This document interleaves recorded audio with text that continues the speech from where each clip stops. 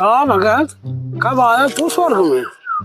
अबे चला उते ही राजू, तू कब आया? समय जाया 1 घंटा हो गए। 1 घंटा हो गया। कहो आरी बतावा, कैसे तू मरा है यार? अरे भाई जी ने पूछा कैसे मरे है, तू कैसे मरा है? पहले तो बताओ। हम पहले बताई। अरे भाई हम तो आश्चर्य से मर गए। आश्चर्य से मर गया? हाँ। तू कैसे? हम देखा बैंक मैनेजर रहे, है ना, लोग बैंक मैनेजर रहे। हम अपने पत्नी को बहुत चाहत रहे। ये दिन ड्यूटी पीरियड वो मार मुंह पे गए, हम चला गए घरा। अच्छा। गए, दरवाजा बंद रहा। हमें हमारे घर से केहू पुरुष का आवाज आवत रही। हमें बड़ा आश्चर्य है। और अब ये हमारा कबड़वा खोले देर और आश्चर्य है। फिर बाद जब अंदरवा गए ना और आश्चर्य है।